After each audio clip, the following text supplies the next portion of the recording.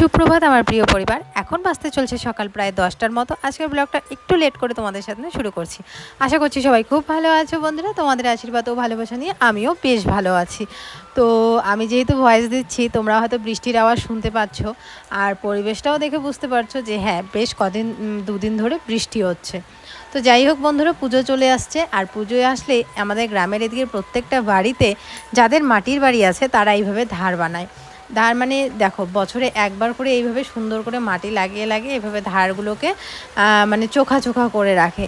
দেখতে ভালো লাগে। আর পুজোর সময় তো সুন্দর করে বাড়িঘরগুলো মোছা হয়, মানে এমনিতেও মোছা হয়, কিন্তু পুজোর সময় তো সব সময় মোছা হয় না, তো বেশ ভালো লাগে দেখতে। তো এই ধার বানাতে আমি পারি না, তো সেই জন্য মা এদিকে ধারগুলো বানিয়ে দিচ্ছে। দেখো সুন্দর করে ধারগুলো বানাচ্ছে। মাটিগুলোকে মানে যে পুরনো ধারটা ছিল সেই ধারটাকে চেঁচে তারপরে ওই ধারেরই মাটি প্লাস আরও কিছু মাটি সুন্দর করে মানে একসাথে জল দিয়ে মেখে তারপরে এইভাবে লাগাচ্ছে আর কি। তো আমার বিয়ের মোটামুটি যত বছর হলো এই কাজটা কিন্তু মাকেই করতে দেখি, তো মাই করে আর কি। তো এই ধার বানাতে আমি পারি না, আসলে অনেকেই পারে না ধার বানাতে। ধার যদি সুন্দর না হয় আর চোখা চোখা না হয় তাহলে দেখতে খারাপ লাগে। তো সকালবেলা আমাদের চা জলখাবার সমস্ত কিছু খাওয়া শেষ। খেয়ে দিয়ে পুচকুকে ঘুম পাড়িয়ে দিয়েছি, আর আমি ওদিকে রান্না করছি। তো কী রান্না করব না করব সেগুলো ভাবছি, আর মানে মানে ইসে করছি যে কী যে রান্না করি। এমনিতেই বৃষ্টি বাদলের দিন, আর কী রান্না করব এটাই আর কি বলা বলি করছিলাম। তো বাবা কালকে লাউ শাক নিয়ে আসছিল, তো সেই লাউ শাক রান্না করব আলু দিয়ে আর কি, একটা তরকারির মতো, আর ডাল করব, আর দেখা যাক কী করা যায়। তো দেখো রান্না বান্না করে সবার প্রথমে সবার খাওয়া শেষ আর কি সকালবেলার দিকে। তো এদিকে আমিও একটুখানি গামলার মধ্যে ভাত নিয়েছি, এটা কালকে রাত্রের ভাত। তো তোমাদের দাদাভাই বলছে খালি খালি কেন খাচ্ছ, তরকারি নাও। তো আমি বললাম যে না থাক, দুপুরে খাবো এখন। তো বলে যে না না খাও, তরকারি খাও, শাক খাওয়া বেশি ভালো। আসলে আমি শাক খেতে চাই না, তো সেই জন্য আর কি।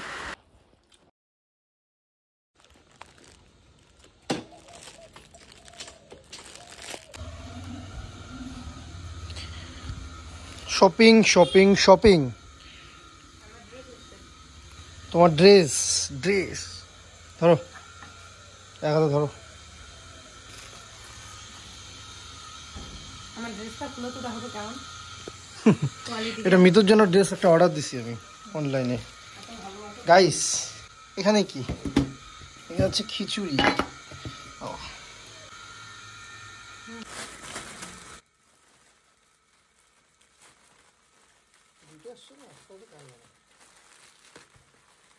আল্লাহ আল্লাহ করে অর্ডার দিছি, আবার একই টাইমে দিছি।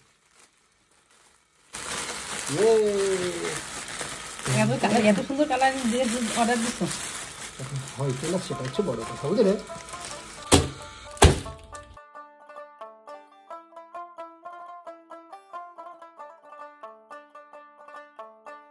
তো বন্ধুরা আসলে আমার ড্রেস না, তোমাদের দাদা ভাই আর আমি দুজনে মিলে আমাদের এই দুটো দরজার জন্য পর্দা অর্ডার দিছি। তো তোমরা দেখেছিলে রান্নাঘরের পর্দাটার অবস্থা খুব খারাপ ছিল, তো ওই পর্দাটা চেঞ্জ করে আমার ঘরে যে এইখানে পর্দা লাগানো ছিল এই পর্দাটা ধুয়ে দিয়ে এই যে রান্নাঘরে এটার মধ্যে লাগিয়ে দিয়েছি। তো আর এই দুইটার মধ্যে পর্দা লাগানো নেই, তার কারণ হচ্ছে ওই দুটো পর্দা আমি ক্যান্সেল করে এই যে নতুন দুটো পর্দা নিয়ে আসছি। ওই দুটো পর্দা আমি বিয়ের আগে কিনেছিলাম, দুটো পর্দা বিছানার চাদর কিনে তানিশের হাত দিয়ে পাঠিয়েছিলাম। তখন এই ঘরটা ওদের উদ্বোধন হয়, তখন আর কি গৃহপ্রবেশ হয়, তখন ওই পর্দাগুলো লাগানো হয়েছিল। তো তো বুঝতেই পারছো কতদিন হয়েছে পর্দাগুলো। তো যাই হোক এখন এই যে নতুন পর্দা আনা হয়েছে। তো চলো মাপটা জানি না ঠিকঠাক হয় কি না হয়, দেখি আগে লাগিয়ে তারপরে বোঝা যাবে আর কি মাপটা কিরকম হয় না হয়। মাপটা নিয়ে সন্দেহ করতেছে তোমার। হ্যাঁ, অনলাইনের জিনিস দেখো, কালারটা তো ঠিক আসছে, কালারটা বেশ ভালোই আসছে, কিন্তু আর কোয়ালিটিটাও ভালো। এই যে এই গলি সেগুলো বেশ ভালো দিছে। এবার সমস্যা যেটা হলো লম্বা দিয়ে দেখি আমালে তো বুঝতে বাবা।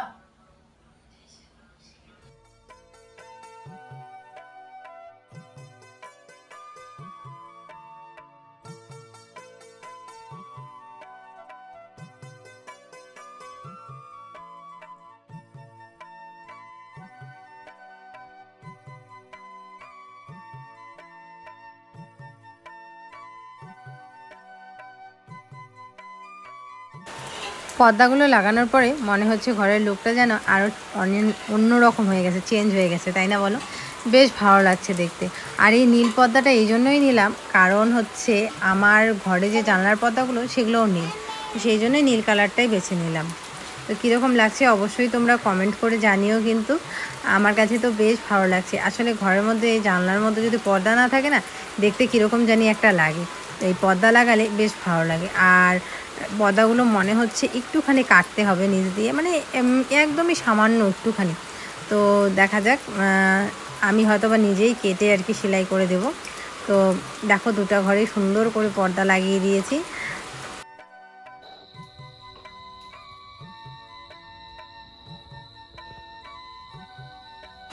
শুভ সন্ধ্যা বন্ধুরা, এখন বাজতে চলছে সন্ধে প্রায় 6টার মতো। তো পুচকুকে নিয়ে মা একটুখানি রাস্তা হাঁটছে, তো আমি এদিকে সন্ধ্যাবাতিটা দিয়ে দিচ্ছি। এখন ঠাকুর ঘরটাতে আসলে না আলাদাই একটা শান্তি লাগে, আর দেখতেও কি ভালো লাগে। দেখো পুরো ঠাকুর ঘরটার লুকটাই চেঞ্জ হয়ে গেছে, এখন না একটা মন্দির মন্দির ফিল আসে, বেশ ভালো লাগে ঠাকুর ঘরটায়। আর আমি এদিকে জামা কাপড় ছেড়ে কিন্তু দেখো ঠাকুর ঘরে চলে আসছি। তো আসলে না এখন ঠাকুর ঘরে পুজো দিতেও বেশ ভালো লাগে। আর সেদিনকে তোমাদের দেখানো হয়নি, দেখো আসনটার মধ্যেও কিন্তু আমি পেপার লাগিয়ে নিয়েছিলাম সেদিন। তো যাই হোক, এদিকে সন্ধ্যাবাতিটা দিয়ে নিচ্ছি। আর এইভাবে সন্ধ্যের সময় ধূপ ধরিয়ে ধুনা ধরিয়ে যখন আমরা সন্ধ্যাবাতি দিই না, তখন পরিবেশটাই কীরকম জানি লাগে। তার থেকে বড় কথা, ঠাকুর ঘরটাতে এখন লাইট লাগিয়ে এরকম নতুন নতুন পেপার লাগিয়ে বেশ ভালো লাগছে দেখতে। তোমরাও অনেকে কমেন্ট করে বলেছো, হ্যাঁ মিতু তোমার ঠাকুর ঘরের লুকটাই একদম চেঞ্জ হয়ে গেছে। তোমরা আশীর্বাদ করো। জানো আমার না এই ঠাকুর ঘরটা নিয়ে অনেক স্বপ্ন, সুন্দর করে একটা ছোট্ট মোট্ট করে একটা ঠাকুর ঘর তুলবো, পাকা টাইলস লাগানো, যেটার মধ্যে আমি ঠাকুর বসাবো আর গ্রিল লাগাবো, অনেক স্বপ্ন জানো। তো জানি না আমি এই ঠাকুর ঘরটা আমি স্বপ্নের মতো করে তুলতে পারবো কি না গড়ে। তোমরা আশীর্বাদ করো যাতে আমি এইভাবে আমার ঠাকুর মন্দিরটা করতে পারি। খুব শীঘ্রই এই ঘরের কাজ শুরু হবে ধরা।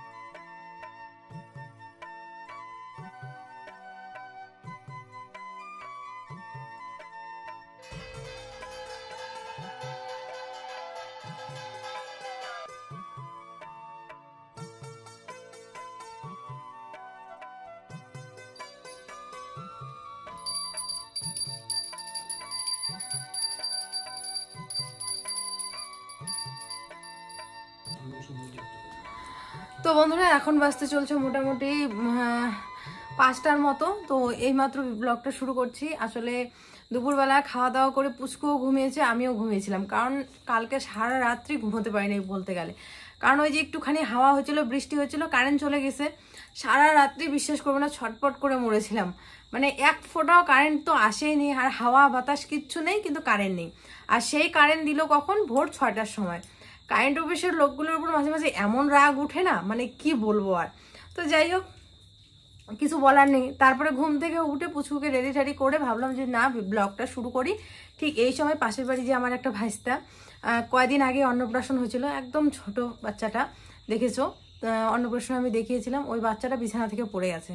ওর মা বাথরুমে গেছিলো, বাড়িতে সেরকম কেউ ছিল না, একদম বিছানা থেকে পড়ে যে একদম কি ওটাকে বলে, মানে ইসে হয়েছিল আর কি, প্রচুর কান্না করতেছিল।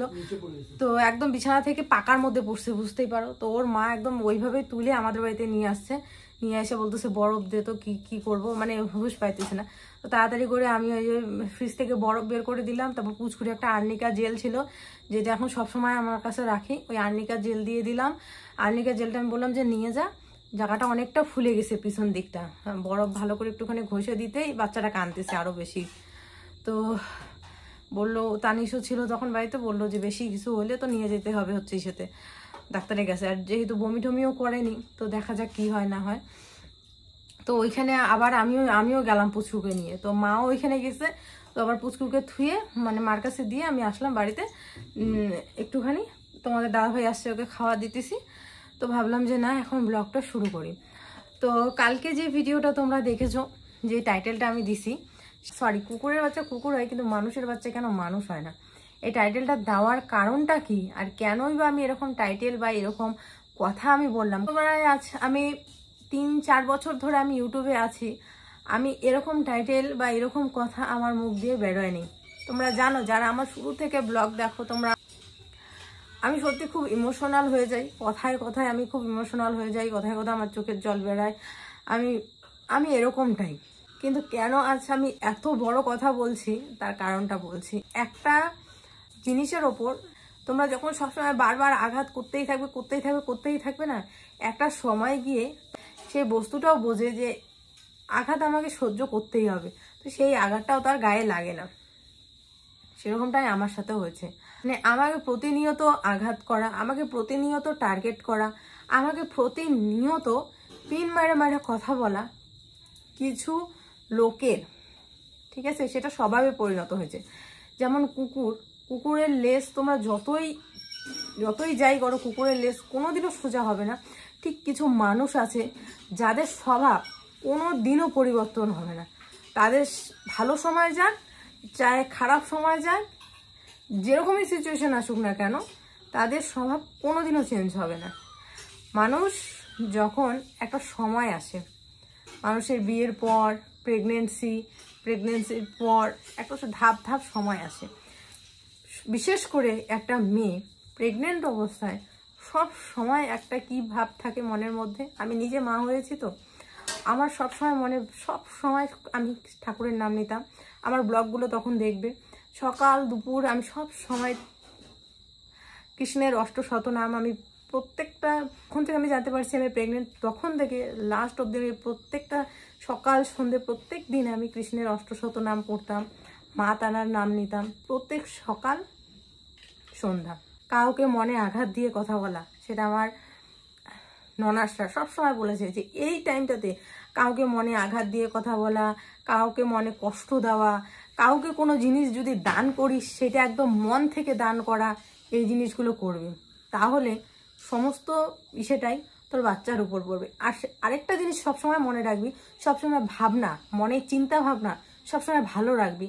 কারণ এই সময় তুই যেটা চিন্তা ভাবনা করবি, তুই যেটা ভাববি, তোর মনে যেটা চলবে, সেটাই কিন্তু তোর বাচ্চার মনেও প্রভাব ফেলবে। কেন তোর ভালো, যাতে বাচ্চা ভালো থাকে, বাচ্চা যাতে ভালোভাবে হয়, তার জন্য কিন্তু তোকে আগে ভালো হতে হবে। তোর চিন্তাধারা, তোর সমস্ত কিছু যাতে ভালো থাকে। আর আমি মনে করি কোনো মেয়ে, সে আমার শত্রুই হোক বা আমার মিত্রই হোক, যাই হোক না কেন, সে আমার কাছের মানুষই হোক বা দূরের মানুষই হোক, আমি কোনোদিনও কিন্তু চাইবো না তার ক্ষতি হোক। এই প্রেগনেন্ট অবস্থায় সবসময় আমি এটাই চাইবো, সে যাতে ভালোভাবে সুস্থ বাচ্চার জন্ম দিতে পারে, সে এবং তার সন্তান যাতে ভালো থাকে, এটাই আমি চাইবো। আর এই কারণে আমি এই কথাগুলো বলছি বন্ধুরা। দেখো, কুকুরের বাচ্চা কুকুর হয়। একটা বাড়িতে ছোট থেকে যদি একটা কুকুরকে মানুষ করো তোমরা, সে কিন্তু মানে কি বলে, কুকুরের মতো অনেস্ট বোধহয় কেউ নেই। অনেক সময় সবাই বলে, আমিও নিজেও দেখছি, আমার মামার বাড়িতে কুকুর ছিল, তো বাড়িতে একটা যে হ্যাঁ ও বাড়িতে আছে মানে বাড়িটা সেফ। মানে কুকুরও একটা বিশ্বাসযোগ্য প্রাণী। মানুষের মতো অবিশ্বাসকর প্রাণী পৃথিবীতে বোধহয় আর কিছু নেই। এমন পরিস্থিতিতে এসেও মানুষকে খোঁচা মারা কথা, আঘাত দেওয়া কথা বলা, এগুলো কিন্তু বন্ধ হচ্ছে না। ও বলছে ভিডিওতে যে আমার বরকে বাটি বাটি তরকারি দেওয়া হয়নি, শাশুড়ি মা বসে খাবার দেয়নি ভালোভাবে। তো এগুলো নাকি আমি ভিডিওতে বলেছি। তো এগুলো ভিডিওতে আমি এই জন্যই বলেছি কারণ তোমাদের এই কমেন্টগুলো এসেছিল। তোমরা আমার ওই পুরোনো ভিডিওগুলোতে গিয়ে দেখো, তোমরা নিজেরাই কমেন্ট করেছো যে তানিশ আজ এত বছর পর, 5 বছর পর প্রথমবার শ্বশুরবাড়িতে গেল, কই শ্বশুরবাড়িতে তো সেইভাবে আপ্যায়ন করলো না, কাগজের থালার মধ্যে শ্বশুরবাড়িতে খেতে দিল, বাটি বাটিতে তরকারি দেওয়া দূরের কথা, একটা থালের মধ্যেই ডাল, একটা থালের মধ্যেই তরকারি দিচ্ছে। তো তোমাদের যেরকম খারাপ লেগেছে বন্ধুরা, সেরকমটা আমারও খারাপ লেগেছে। ঠিক আছে, কোনো ব্যাপার না। আমি বলেছি কখন, যখন তোমরা আমাকে কমেন্ট করে বলেছো বা আমার মনে আঘাত যখন দেওয়া হয়েছে, আমি কিন্তু তখনই এই কথাগুলো বলেছি। না আমার মনে এই জিনিসগুলো ছিল, না আমার বরের মনের মধ্যে এই জিনিসগুলো ছিল। হ্যাঁ, খারাপ তো লেগেছেই বন্ধুরা। যতই হোক, মেনে ওরা বলছে যে আমাকে মেনে নিয়েছে। এত বছর পর যখন আমাকে ডাকলো, গেলাম, তখন সত্যি কথা বলতে তো ঠিকই যে তানিশ কিন্তু শ্বশুরবাড়িতে গিয়ে সম্মান তো পায়নি, যেটা আমার মামার বাড়িতে গিয়ে পেয়েছে। ও কোনোদিনও অস্বীকার করতে পারে। আমার মামি যেভাবে ওকে খাবার দেওয়া, তোমরা তো দেখো এই ভিডিওতে, আমার আর মুখে নিশ্চয়ই বলতে হবে না, যেভাবে গুছিয়ে ওকে খাবার দেয়। একটা কি বলতো, এটা না মানে কি বলতো, এটা একটা আদর আপ্যায়ন, এই আর কি। আর তার থেকে বড় কথা হচ্ছে, ও কি বলছে যে আমার বর গেলে তো এরকমটা করে না, ও ওইভাবে খায়। তো একটা কথাই বলি, ওর পর মানে বিয়ের 1 মাস পরে ওকে মাইনে নিছে, আর বেশিরভাগ তো দেখতেই পারো যে ও শ্বশুর বাড়িতেই থাকে। একটা জামাই যখন দিনের পর দিন পরে শ্বশুর বাড়িতেই থাকে, তখন সেই শ্বশুর বাড়িটা অটোমেটিক তার নিজের বাড়িতেই পরিণত হয়ে যায়, তাই না বলো? আর তানিশ তখন প্রথমবার শ্বশুর বাড়িতে গিয়েছে, ওর কাছে এতটাও সম্ভব হয় নাই যে চেনা নেই জানা নেই কাউকে গিয়ে হ্যাঁ কেমন আছো, কি আছো, কি করতেছো, এইভাবে কথা বলা। প্রথমবার গেছে, ও তো কাউকে চেনে না জানে না, ওকে পরিচয় করিয়ে দিতে হবে। আর আরেকটা কথা বলি, তানিশ সবাইকে সম্মান দেয়, বড়দের সবাইকে সম্মান দিয়ে চেষ্টা করে চলার। আর যে যাকে সম্মান দেয় সেও চায় যে আমাকে ন্যূনতম সম্মানটাকে দেখ। আমি আমার বরকে যতদূর চিনি, ও এরকম ছেলে না। আসলে কি বলতো, কিছু কিছু লোক আছে যারা অবান্তর কথা বলে, তো আমার বর সেটা পারে না। এমন না যে ও কারোর সাথে মিশে না। আর এটা কথা তো মানো বন্ধুরা, আমরা 100টা কথা বললে একটা কথা হলেও কিন্তু ভুল বের হবে। আর ও সেখানে কি করে, 10টা কথা বলে, যাতে কোনো কথা যাতে কারো মনে আঘাত না লাগে বা কোনো ভুল কিছু যাতে ও বলে না ফেলে, সেই জন্যই আর কি ও কোথাও গেলে কম কথা বলে। আর ও হয়তো আমাকে কষ্ট দিয়ে বা আমাকে আঘাত মারা পিন মারা কথা বলে হয়তো বা হ্যাপি থাকে, ভালো থাকে, কারণ ও জানে যে জিনিসগুলো দেখলে বা ভাবলে আমি খারাপ পাবো। যেমন আমার বাড়ির লোককে দেখলে আমার খারাপ লাগবে, আমার বাড়ির লোক এটা করতেছে ওটা দিতেছে, এই জিনিসগুলো দেখলে আমার খারাপ লাগবে। দিতেছে মানে ওই ব্যাপার না, মানে একটা আমি এটা হয়তো বোঝাইতে পারবো না। তারপরে আমার বাড়ির লোককে আমার থেকেও বেশি এমন ভাব করে দেখাচ্ছে যেমন ওর আপন। তারপরে আর বাকি কিছু বলতে চাই না। তো ওই জিনিসগুলো দেখা বা শো আপ করে ও হয়তো ভাবতেছে যে আমাকে কষ্ট দিবে, ওর কষ্ট দিয়ে ওর হয়তো ভালো লাগতেছে। তো হ্যাঁ, কষ্ট আমার লাগে, খারাপ আমার লাগে, যাই হোক হ্যাঁ ঠিক আছে, সেই জিনিসগুলো আমি ভুলে থাকতে চাই। আমি আমার ছেলে সন্তান এই সমস্ত কিছু নিয়ে আমি আমার দুনিয়াতে আমি ভালো থাকতে চাই।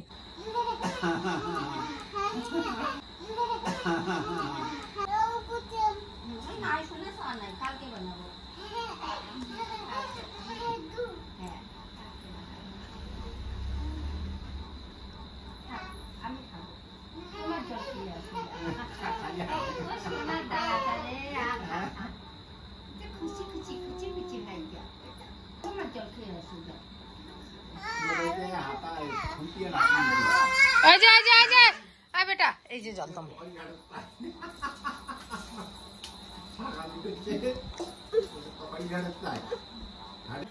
বসো এখানে।